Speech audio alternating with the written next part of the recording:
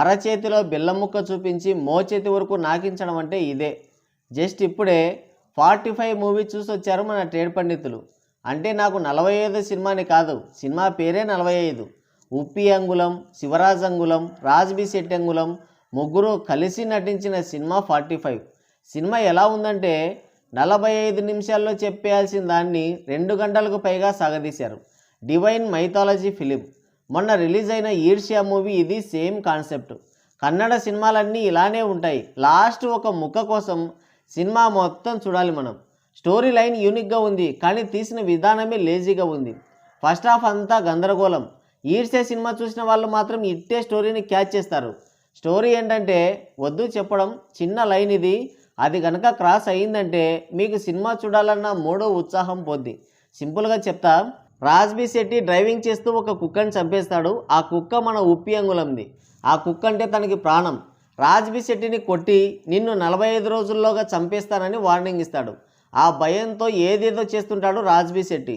తను చంపేలోపు నేనే చంపేస్తానని రౌడీలకి సుఫారీ కూడా ఇస్తాడు. అయితే వాళ్ళను కూడా కొట్టి 45 రోజులు గడివిచ్చి చంపేస్తుంటాడు ఉప్పి అంగుళం.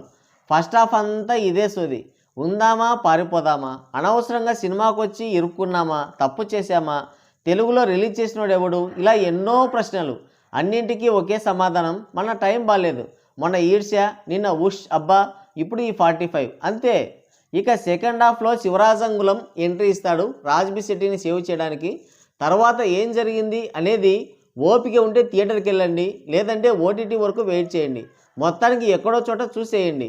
సినిమా అంతా గందరగోళంగా ఉంటుంది. సెకండ్ హాఫ్ క్లైమాక్స్లో క్లారిటీ ఇచ్చారు, కానీ అంత సరిగ్గా లేదు. ఇంకా ఎన్నో డౌట్స్ అలాగే మిగిలిపోయాయి. మనిషి జీవితం, జనన మరణాలు, మరణానంతర జీవితం, పాపపుణ్య కర్మలు, ఇది కాన్సెప్టు. కొంతవరకు సక్సెస్ అయ్యారు, బాగా సాగదీశారు. ముగ్గురు స్టార్స్ ఉన్నా కూడా థియేటర్లో ఏదో వెలితి, బోర్ కొడుతుంది సినిమా. క్లైమాక్స్ కూడా సరిగ్గా ఎస్టాబ్లిష్ చేయలేదు. గ్రాఫిక్స్ కూడా క్లియర్గా కనిపిస్తూ ఉంటుంది ఏఐ జనరేటెడ్ వీడియోస్ అని. క్లైమాక్స్ ఒక 10 నిమిషాల స్టోరీ ఉంది, దానికోసం సినిమా చూడాలి. ఇక మీ ఇష్టం. నాకైతే అంతగా అనిపించలేదు. స్టోరీ అయితే యూనిక్గా ఉంది, కానీ సరిగ్గా దాన్ని డీల్ చేయలేకపోయారనిపించింది. మరి 45 మూవీ మీలో ఎంతమంది చూశారు? కింద కామెంట్ చేయండి. సో గైస్, ఇది వీడియో.